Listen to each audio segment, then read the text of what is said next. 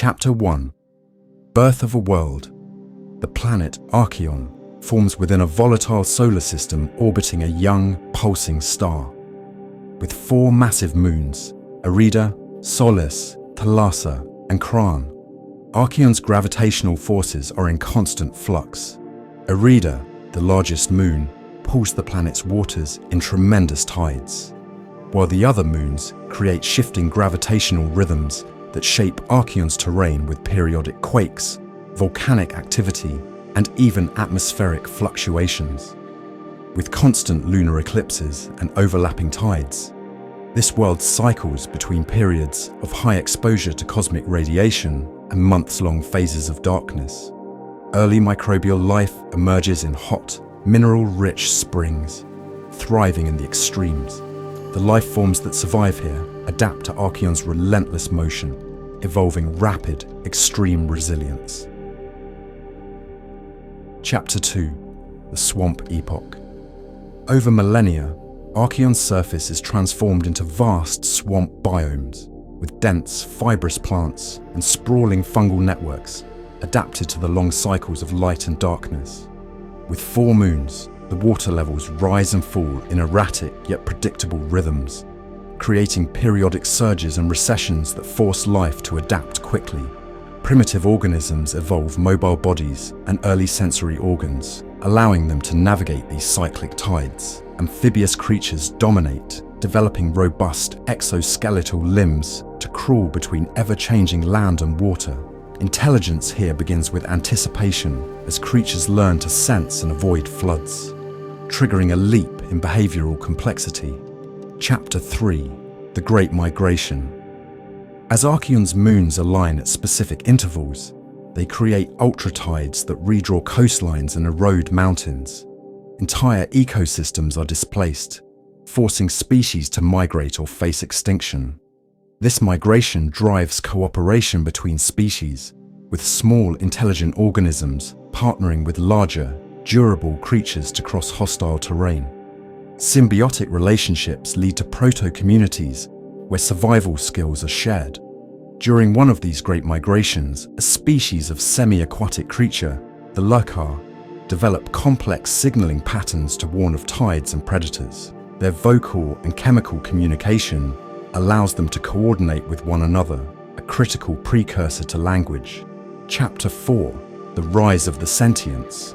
The Loekar, now semi-nomadic with a sophisticated language, become the planet's first sentient species. As the 4 moons create ever more intricate tidal rhythms, the Loekar develop an understanding of time, eventually using lunar phases to map seasons and track floods. Rituals emerge, honoring the moons as entities with personalities and intentions. They construct shelters with organic materials, learn to preserve food, and begin rudimentary agriculture in areas with predictable tidal rhythms.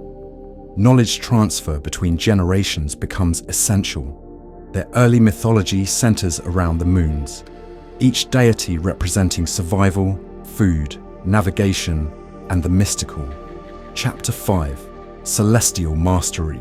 With greater control over their environment, the Loekar begin to question and experiment, developing astronomy to map the moons and predict their influences on tides.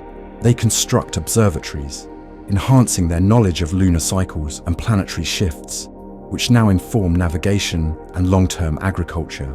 This chapter marks a leap toward ultra-intelligence. With the moons driving cycles of innovation and crisis, the Loekar are continually forced to improve survival tactics, adapting to floods, food scarcity, and migration challenges. This relentless pressure nurtures an intense curiosity and problem-solving ability, and they start experimenting with new sciences to better manipulate their environment. Chapter 6. The Dawn of Ultra-Intelligence. As the Loekar build knowledge on lunar patterns, physics, and even gravitational effects, they begin working on complex, intergenerational projects, building monumental structures to shield against ultra-tides and harnessing energy from geothermal vents triggered by tidal friction. They create early thinking machines, biological constructs enhanced with the brain matter of simpler organisms. a form of biotechnology that allows them to calculate and predict with greater precision. These machines accelerate innovation, helping the Loekar make more effective adaptations to their challenging environment.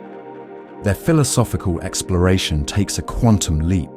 They begin to view themselves not only as survivors, but as explorers, considering the possibility of life beyond their world, the influence of the four moons, and how they might one day harness them to travel the stars.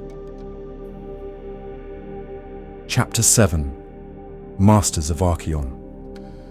After eons of adaptation, migration, and innovation, the Loekar reach ultra-intelligence. They manipulate their world on a grand scale, controlling water levels, constructing artificial landscapes, and even genetically engineering creatures for labor and companionship. They unravel the secrets of their moon's gravitational dance, understanding the mechanics of their orbit with profound insight. As they harness this knowledge, they build energy networks powered by the moon's gravity, creating portals and infrastructure that propel them into a multi-dimensional exploration of their solar system. Each moon is honored and studied as a vital piece of Arkeon's heritage and as a gateway to the stars, where the Loekar will venture next, forever guided by the celestial bodies that shape their rise. Epilogue, the four moons, ascendant. In the distant future, the Loekar leave Arkeon as their cradle, colonizing the nearby moons and using their knowledge of tidal forces and celestial mechanics to explore beyond their solar system.